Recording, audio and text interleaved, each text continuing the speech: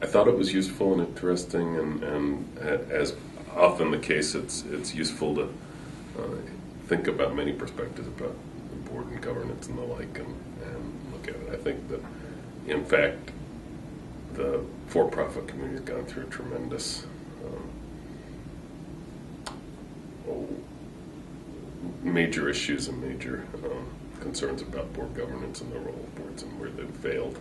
We've had legislation as a result of that, Sarbanes-Oxley and other things. So it's clearly an accurate statement. They've had a lot of issues. I think so have nonprofit boards, and so I don't think there's quite as clear a distinction as the article might have made, but nonetheless, board member self-evaluation, discussion about how they function and what they're doing is of course useful. It almost seems like a natural, and it's not unique to the for-profit world to think about that. Most of our nonprofit board-related organizations would say the same thing and have for many of years, and provide tools that allow us to do that if we don't. Formats for meetings I thought also was helpful and interesting, and something that I think many of us struggle with, particularly as we do have larger boards, how you actually engage the board in meaningful conversation. And often actually as a CEO thinking about what role we want the board to play. As a CEO, many of us sit around and talk about it and really want the board to support us, but not meddle, which is in fact what their role should be. But often I think that sometimes they get too complacent, when, in particular with a long-serving, successful CEO, boards tend to defer too much to the CEO.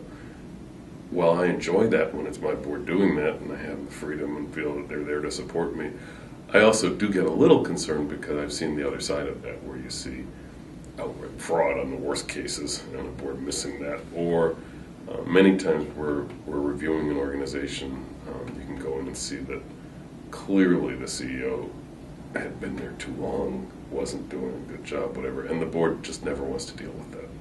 So there's a balance, and I think even in a well-functioning organization where we think we're doing a great job, we need to think hard about how to engage our board in a way that keeps them informed and educated enough and asking the right questions so that they're still supporting us, but they know, sort of like to say, the proverbially get hit by a truck, that the board knows what to look for and how to proceed from there. So I would think that's an important function.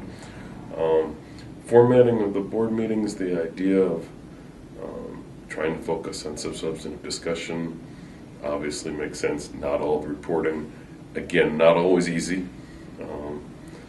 It challenges all of us to think about how to do that, and my own board would go through new models and new ways to change it almost every couple of years. We try something new, and it's difficult. You want to keep the board meetings interesting, you want to keep them engaging, you also want to share a lot with the boards about what's going on, some of which in experiential organizations, which I think almost all museums and art museums are, you can't do it all with written reports and with other ways, and so you want to share a little in a board meeting.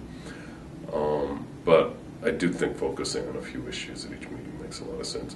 And sometimes boring things. I mean, I hate to say that, but if we have a major policy decision, I think the board should be fully aware and have a chance to vet and discuss it. They talked a lot about the recruitment and selection of board members, looking for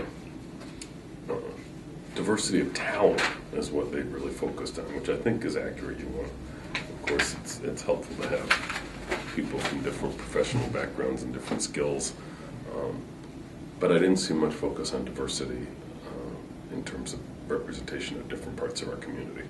And I think, again, for a nonprofit, even more so, although I happen to believe for-profit the same is true, but for a nonprofit, we've got to reflect our community, and that starts at the board level and the senior staff, not at our line staff. So our board members are out representing us.